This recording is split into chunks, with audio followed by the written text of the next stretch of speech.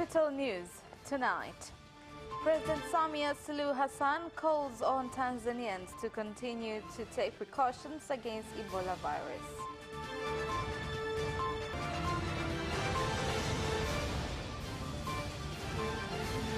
Boda drivers accuse a community militia for improper conduct.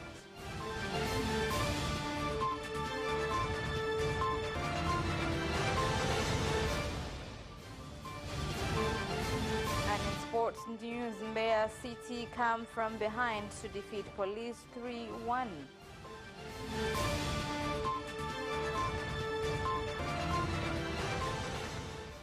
Good evening, this is Capital News at 9:30. My name is Khadija Zimbo. First, the national news. The President of the United Republic of Tanzania, Samia Suluhu Hassan, has urged citizens to continue to take precautions against the Ebola virus, including following directives given by health experts in various areas so as to ensure the virus does not enter the country. The President made the remarks at the peak of the Uhuru Torch race for 2022, which were held at the Kaitaba grounds in Kagera and were commemorated along with the commemoration of 23 years of the death of Mwalimu Julius Nyerere and Youth Week.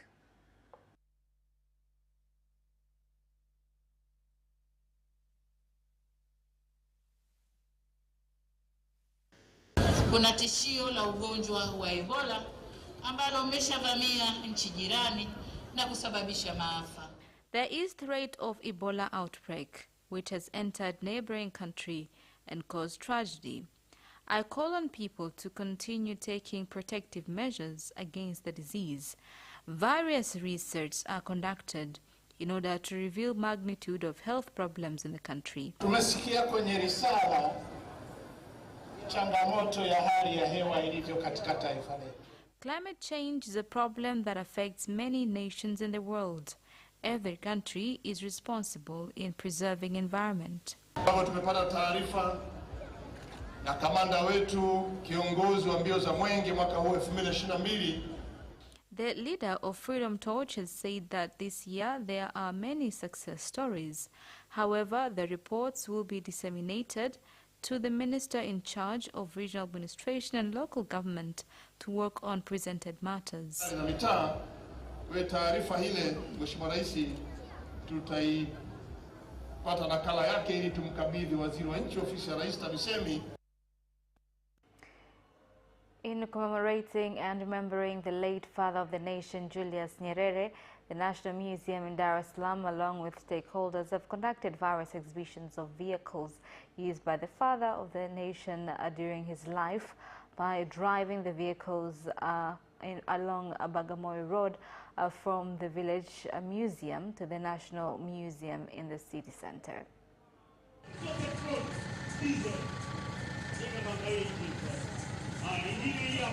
Tumeainisha njia mbalimbali za kuweza kuadhimisha kumbukizi mbalimbali za matukio ya Mwalimu Nyerere. Mojawapo ndio hiyo marathon kama nilivyosema, lakini pia tukumbuke kuna tunu alizotuachia za uhuru, kazi, amani na umoja. Hizo ni baadhi tu ya tunu ambazo Mwalimu alikuwa anazinukuu mara kwa mara katika hotuba zake na pindi atakapokuwa anatembelea katika shughuli mbalimbali za kimaendeleo. Elders and the youth in Manyara region have continued to remember the late Mwalimu Nyerere by working hard and follow the philosophy of freedom and work so as to bring about development for the region and Tanzania as a whole. Uhuru tuna maprofesa watatu. Sasa hivi maprofesa wangapi tulikuwa nao? After independence, there were only 3 professors. Right now, this country has quite a good number of them. Indeed, our people are well educated. Sasa alivyokwenda kule ndo akapata chance ya kuweza kuzungumza naye, akamwambia bwana, mimi nafukuzwa, mimi niko tayari kuondoka, singangani hapa nchini, lakini naomba niondoke na watoto wangu. Akamwambia unaondoka unakwenda wapi? Hakuna mtu kukuondosha, wewe rudi nenda kakae. Baada ya siku 2 ndo ikaja barua toka tume ya rais wasimfukuze. Boda drivers in Masika area, Morogoro Municipal, Morogoro region have complained of militia capturing them constantly, even when they have committed no offences, which is against procedures, forcing government leaders and Morogoro Urban MP to intervene and resolve the issue.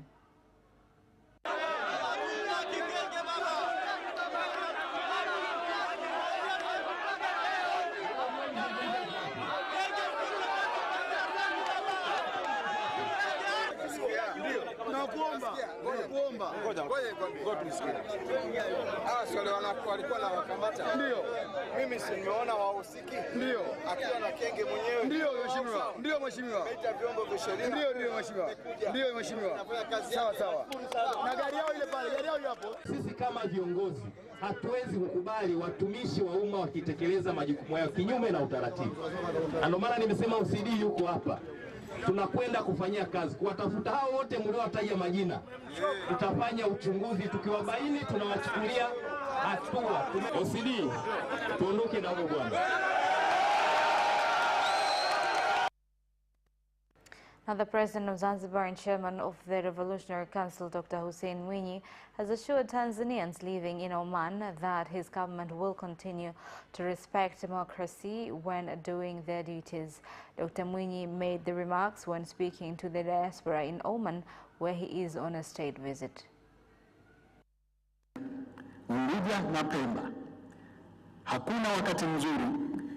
Zanzibar and Pemba, this is high time to engage in investment activities.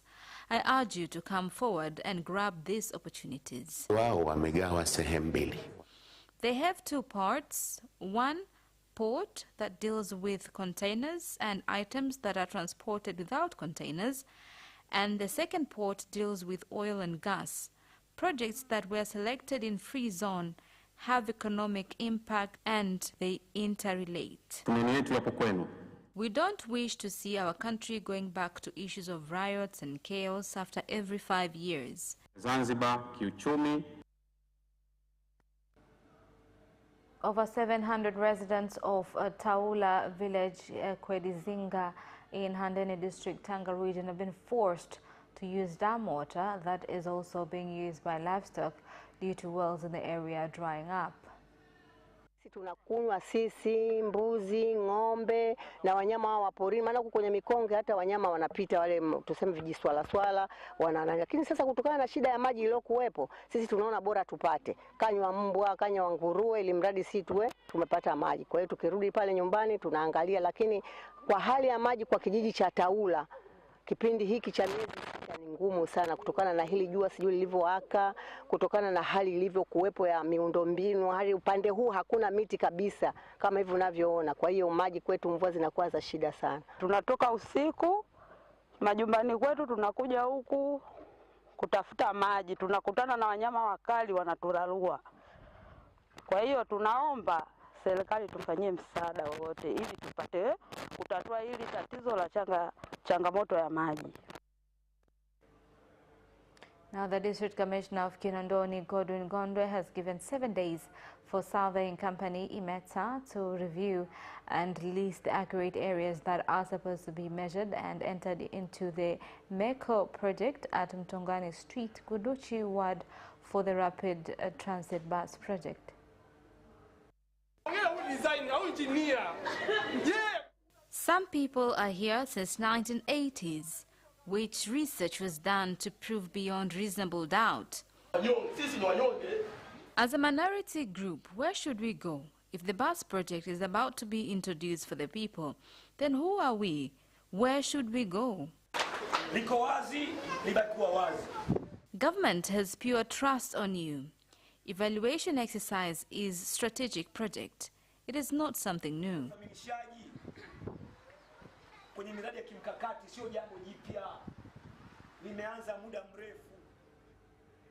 Now, the World Bank has commended Tanzania for the good management of the economy and implementation of various development projects that get money from the institution in comparison to other many African countries. The Managing Director of the World Bank and Supervisor of the Africa Group 1 constituency, Dr. Taufila Nyamadzabo, said this after meeting and speaking to the delegation from Tanzania led by Minister of Finance and Planning Dr. Mwigulu Nchemba at the annual World Bank and International Monetary Fund meeting in Washington, D.C., USA. Historic approval of 11 projects amounting to over 2.8 billion US dollars in IDA 19, and the current allocation of amounting to 2.1 billion US dollars in the IDA 20 surely signifies the bank's true partnership and commitment to support Tanzania. It is our hope that this cooperation will be sustained in the effort to fight poverty while fostering inclusive growth. I mean, from our constituency alone, 25 billion remains unutilized out of almost 50 billion that was allocated to Africa Group 1 constituency. So 50% of it. You and Rwanda and Ethiopia before the problem and Kenya are the ones who really have utilized resources allocated to. And to certainly give you as an example of how the South lane of how the others could also emulate you to be able to use resources that are made available to them, because that will certainly be important, and even for Tanzania to keep it up. The British High Commission in Tanzania has provided training to senior police officers of the Tanzania police force on how to deal with disasters while on the job.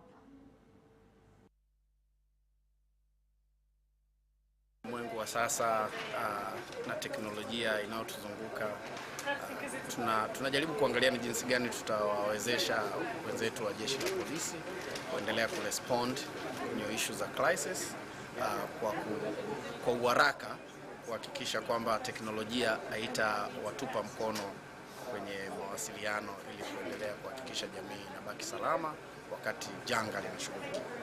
Kwa hiyo mafunzo haya tunategemea washiriki hawa ambao wote ni viongozi wa juu kutoka jeshi la polisi. And the government in Geita region has said that it will take several legal action against parents that will take part in marrying off students that finished Standard 7 recently so as to get property, and will capture the students that agree to do so and cut off their dreams for an education. Hadi kidato cha 4. Kwa hiyo hawa watoto waliomaliza darasa la 7 sio kwa Standard 7 living pupils are still children because among them nobody is beyond 18 years of age, and they are still pupils and are well protected by the law, and violation of their rights is still a criminal offense. Kutokana na changamoto ya wazazi wengi wanakuwa busy, wanakuwa makazini, kwenye biashara, maeneo mbalimbali. Because of the challenge of parents being busy with work and trade activities, many fail to use the opportunity of being close to their children. I call on parents to try to be close to their children. Na wasiwaacha watoto wakawa wanarandaranda mtaani kwenye makundi huko. And that is the end of national news. International news follows next.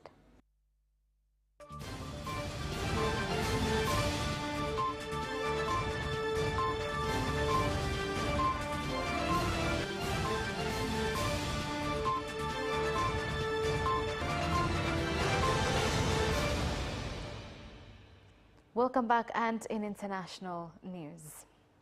President William Ruto has announced various position changes, including in the management of State House and running of the government, by appointing Felix Koskei, who served as Minister of Agriculture, to head of Public Service and Chief of Staff, and former Governor of Turkana has been appointed his deputy. Kenya needs to take steps towards self-sufficiency in simple defense articles, apparatus, and food. In fact, appropriate degree of military industrialization has spurred the growth of the civilian industry in other jurisdictions. Kenya thus needs to follow international best practice to achieve this desired self-sufficiency. In defending the country against external aggression, KDF troops have robustly continued to undertake counter-terrorism operations within and beyond our borders, which has significantly degraded the Al-Shabaab menace. In all KDF deployments, we continue also to carry out humanitarian civic action in support of local communities as part of humanitarian civic action. In the past year, in countries of Baringo, Laikipia, Samburu, and Marsabit, we have done a lot of dams, including water funds and boreholes.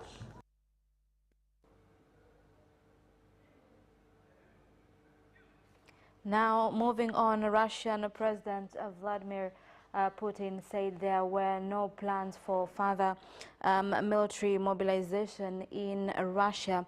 At a press conference in the Kazakh capital Astana, Putin said that the partial mobilization he announced last month, which the defense minister said aimed to recruit 300,000 soldiers, was finishing and would be over within 2 weeks. So far, 222,000 out of 300,000 reverses, the Russian Defense Ministry said, would get called up have been mobilized. A total of 33,000 are already in military units and 16,000 are involved in the military operation in Ukraine. Now, meanwhile, the United States can impose sanctions on countries and companies that provide ammunition to Russia or support its military-industrial complex, the U.S. Treasury Department has said. Now, Deputy Treasury Secretary Wally Adeyemo said the department would issue guidance to make clear that Washington is willing and able to impose such a crackdown. Now, at least 9 pupils died and 2 remain missing in southern Cambodia after the ferry in which they were crossing a river capsized, officials have said. 4 people, 2 students and 2 crew members were rescued following the accident on Thursday at about 7 p.m. local time on the Mekong River southeast of the capital, Phnom Penh, police said. Such an incident should not have happened. District police official Dim Samri told local media outlet VOD on Friday, adding that the river was calm at the time of the accident. The boat was crowded with 15 passengers and crew and did not have life vests, he said. The students, who were aged between 12 to 14 years old, lived on an island in the river and used the ferry almost every day in the rainy season. They were returning from an English class when the boat went down. And that is the end of international news. Sports news follows up next.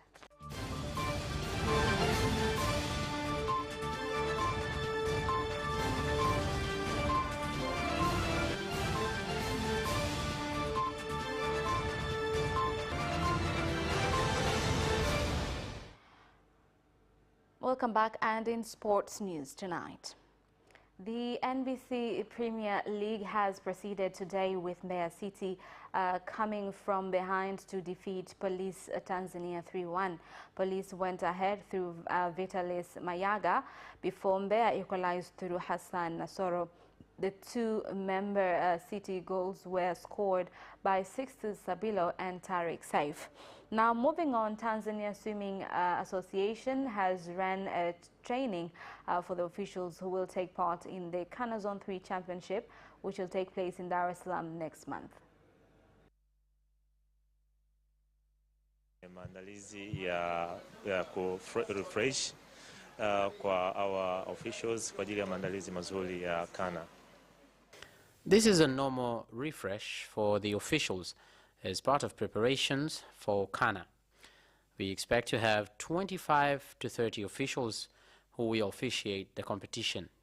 This is not a training per se, since most of the officials have the knowledge already.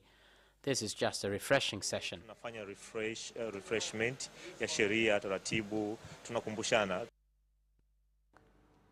In commemorating the late Mwalimu Nyerere, the Union of Handball Veterans has ran a training for youth players with the aim of developing the sport. Mbele yenu kama mnavyotuona, sisi ni wachezaji bora wa mchezo huu. Mimi nilikuwa mchezaji bora mwaka 1981 na mwenzangu hapa Michael Anthony alikuwa mchezaji bora mwaka 80. As you can see us here, we are the best players of this game. I was the best player in 1991, and my fellow here, Michael Anthony, was the best player in 1980. So, he was the best in 1980, and then I came in later. Commemorating Mwalimu Nyerere is very important for sports people, because Mwalimu loved sports, and he invested in sports. Ukija kama hivi tunapokuja sisi kuja kuhamasisha, tunaona furaha na tunafarijika sana. The Atlas Marathon 4th season has taken place today, with the different age groups taking part as part of commemorating the late Mwalimu Nyerere.